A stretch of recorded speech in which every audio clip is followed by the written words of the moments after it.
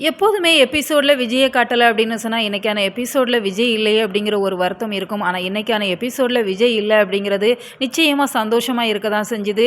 ஏன்னா, விஜய பொறுத்தவரைக்கும் மல்லிய ரொம்பவே ஹர்ட் பண்ணிட்டு இருக்கிறாங்க. அவ்ளோ கஷ்டப்படுத்திட்டு இருக்கிறாங்க.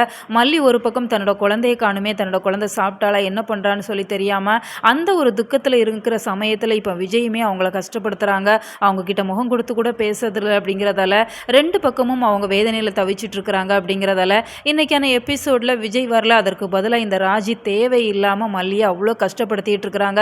நான் உயிரோடவே இருக்க மாட்டேன் அண்ணி அப்படின்னு சொல்லி நாகு கிட்ட சொல்லி புலம்புறப்ப, நான் வேணா உனக்கு டேப்லெட் வாங்கி தரவா, இல்ல மருந்து வாங்கி தரவா, இல்ல கயிறு வாங்கி தரவா, நான் வேணா ஃப்ரீயாவே வாங்கி தரேன் அப்படிங்கிற மாதிரி அவங்கள அவ்வளோ அவமானப்படுத்திட்டு இருக்கிறாங்க. இதனால நாகுக்கு ரொம்பவே கோவம் வருது அப்படிங்கிறதுல, வா மல்லி நம்ம கோவிலுக்கு போயிட்டு வந்துடலாம். இங்க உட்காந்து நீ அழுதுட்டு இருக்கிறத விட கோவிலுக்கு வந்தா நிச்சயமா உனக்கு ஏதாச்சும் ஒரு க்ளூ கிடைக்கும், மன நிம்மதி கிடைக்கும் அப்படிங்கிற மாதிரி தான் கூட்டிட்டு போயிருக்கிறாங்க. ஏன்னா மல்லி கும்பிட்ட கடவுள் அவங்கள கைவிடாது அப்படிங்கிறதுல அவங்களுக்கு அங்கே ஏதாச்சும் ஒரு க்ளூ கிடைக்க தான் செய்யும். ஏன்னா வீட்டுக்குள்ளே இருந்தாங்க அப்படின்னு சொன்னால் எப்படி வெண்பாவை கண்டுபிடிக்க முடியும்? 4 இடத்துக்கு போனாங்க அப்படின்னு சொன்னாதான் ஏதாச்சும் ஒரு ஐடியா கிடைக்கும் அப்படிங்கிறதால இப்போ மல்லி கோயிலுக்கு வந்திருக்கிறாங்க. இன்னொரு பக்கம் தீபிகாவோட மனமாற்றம் பார்க்கறதுக்கே அவ்வளோ சந்தோஷமாக இருக்குது. வேற லெவலில் கொண்டு போயிட்டு இருக்கிறாங்க.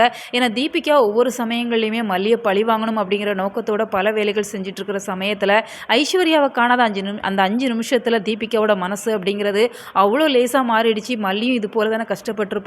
ஒரு குழந்தைய பிரிகிறது எவ்வளோ கொடூரமான வேதனை அப்படிங்கிறத நான் உணர்ந்துட்டேன் அப்படிங்கிறதால மல்லிக்கு நிச்சயமாக நான் வெண்பாவை மீட்டு கொடுப்பேன் அப்படிங்கிற மாதிரி அவங்க ஒரு சபதம் எடுத்திருக்கிறாங்க. அப்படிங்கிறதால மல்லிக்கு உறுதுணையாக இனிமேல் தீபிகாவும் இருக்க போகிறாங்க.